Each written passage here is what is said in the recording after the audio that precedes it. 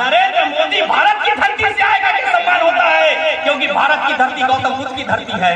गौतम बुद्ध की धरती है, सम्मान होता है। सम्मानित साथियों, उसके बाद सम्राट अशोक, हम पिछड़े वर्ग के जो हुए वो राजा महाराजा हुए, जिनके शासनकाल में किसी चीज की कमी नहीं, सोने की चिड़िया भारत कहलाया।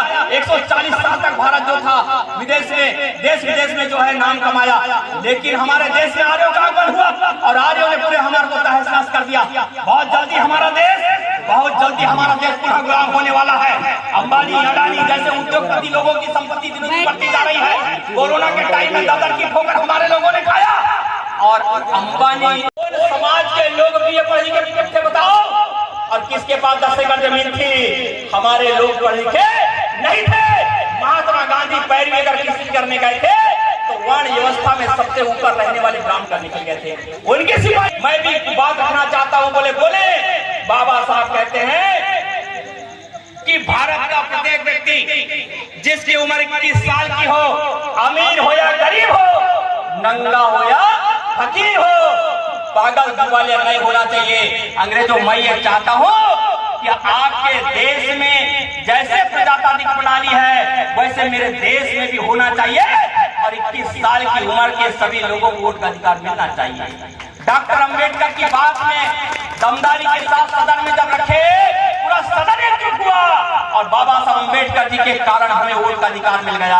आज वोट है तो हमारी इज्जत है, नहीं तो कोई फटे पत्ते पे पूछने वाला नहीं था। साथियों, इसके मैं कहना चाहता हूं आपको कि बाबा साहब अंबेडकर जी ने अपने बेटे की लाश को लांघा करके हमें वोट का अधिकार दिया। साथियों, इस वोट के कारण हमारी इज्जत वैल्यू होती है। हम कहना चाहते हैं पिछड़े वर्ग के भाइयों से, ये मेरे पिछड़े वर्ग के भाइयों, संविधान में हमारे लिए सारी बातें लिखी गई है, लेकिन हम पिछड़े वर्ग के लोग वो संविधान को पढ़ना ही नहीं चाहते। वो संविधान में लिखा है धारा 340 के लिए एससी के लिए 41, एसटी के लिए 42 और ओबीसी के लिए 340। मैं ओबीसी के भाइयों से कहना चाहता हूं कि डॉक्टर अंबेडकर जी ने सबसे पहले किसके लिखा?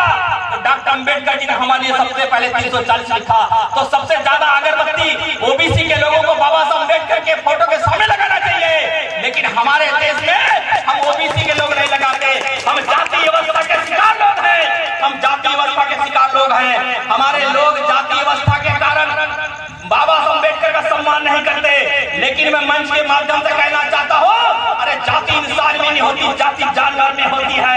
ये बनेरा के मंच में जिले के कलेक्टर को बुलाओ, जो सबसे ज्यादा पढ़ा लिखा होता है। बनेरा में कलेक्टर आएंगे, कलेक्टर साहब के सामने बोलेंगे, कलेक्टर साहब आज हमने आपको जाति पहचानने के लिए बुलाया है, आप देश की सबसे बड़ी परीक्षा पास करके कलेक्टर बने हो, यहाँ मंच में बैठेंगे कलेक्टर साहब, और सारी बात होगी कौन सी कि जाति आपको पहचानना है। एक छोटे से बालक को मंच में बुलाते हैं और वो बालक भी आता है, और बालक को कहते हैं बेटा ये बता दे, आपके सामने 5 जाति के 5 जानवर खड़े हैं, ये कौन कौन से जाति से ताल्लुक रखते हैं? 5 साल 6 साल का बालक बता देगा कि अमुक हाथी है, अमुक घोड़ा है, अमुक बकरी है, अमुक गाय है, अमुक भैंस बता देगा।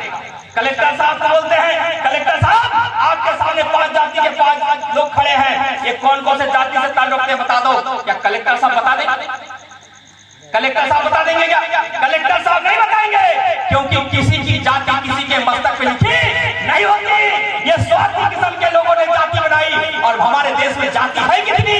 तो 6723 जाति, 6723 जाति है। वो 6723 जाति को इस देश के एक मसीहा पैदा हुए जिनका नाम काशीराम है, उन्होंने 6723 जाति के लोगों को जोड़ने के लिए एक नाम दिया, जो नाम बहुजन समाज होता है। अब बहुजन का नाम आता है, पवार कहता है बहुजन में थोड़ी आते हैं, मरार कहता है बहुजन में थोड़ी आते हैं, गुवारा कहता है, लुधी कहता है, भाली कहता है, तेली कहता है, कुंभी कहता है, कलार कहता है, गढ़वाल कहता है।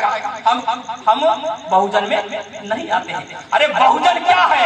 बहु मतलब बहुत, जन मतलब समाज। इस देश के अंदर में जैसे ये माला है, माला में अगर फूल नहीं बना पिरोते तो माला बन जाती साहब, माला नहीं बनती। इस देश के अंदर में 6723 जाति के लोगों को परेशान किया गया, हताश किया गया। उनके लिए इस देश में बाबा साहब अम्बेडकर ने संविधान लिखा, लेकिन वो समाज जागने को तैयार नहीं। तब माननीय साहब कांशीराम आए और इन महापुरुषों का इतिहास बताए और बहुजन समाज को बोले कि आपके लिए हक अधिकार लिखा हुआ है। सम्मानित साथियों, बाबा साहब अम्बेडकर ने हमारे लिए आंदोलन लड़ा। मैं बड़े गर्व से कहना चाहता हूँ बरेना के मंच पे कि ओबीसी की लड़ाई ना कोई अडवाणी अटल ने लड़ी, ना गांधी नेहरू ने लड़ी, ना हेडगेवार गोवलकर ने लड़ी। अगर पिछड़े वर्ग की लड़ाई सबसे पहले किसी ने लड़ी वो बाबा साहब अम्बेडकर ने लड़ी। सम्मानित साथियों, पंच की कुर्सी का कोई त्याग पत्र, पंच की कुर्सी कोई नहीं छोड़ता, कोई इस्तीफा नहीं देता, कोई त्याग। लेकिन पिछड़े वर्ग के लोगों को धारा 340 लागू नहीं हो रही है कहके बाबा साहब अम्बेडकर ने नेहरू को समझाए, नेहरू जी नहीं माने। बाबा साहब अम्बेडकर कानून मंत्री थे, ओबीसी की धारा 340 जब लागू नहीं कर रहे थे तो बाबा साहब अम्बेडकर ने कानून मंत्री के पद से इस्तीफा दिया। किसके कारण? मार के लिए दिया या गोल्ड के लिए दिया? हम ओबीसी के लोगों के लिए दिया। लेकिन ओबीसी ना समझ जाए कह के उनको, हमारे लोगों को जो है अलग उनको समझाने का काम करते हैं, उनको अलग समझाने का काम करते हैं। इसके बाद में फिर एक घटना घटती देश के अंदर में, जब देश के अंदर में आयोग, एक मंडल आयोग बनता है, वो मंडल आयोग लागू करो वरना कुर्सी खाली करो कह के 50 साल की उम्र में कांसीराम नाम का व्यक्ति 4200 किलोमीटर साइकिल चलाता है पूरे देश में और क्या कहता है? मंडल आयोग लागू करो वरना कुर्सी खाली करो। पिछड़ा वर्ग के लिए मंडल आयोग लागू करो वरना कुर्सी खाली करो। एक सिख समाज का व्यक्ति, मुंडा पंजाबी, चमार जाति का व्यक्ति, अनुसूचित जाति का व्यक्ति पिछड़े वर्ग के लिए आंदोलन करता है।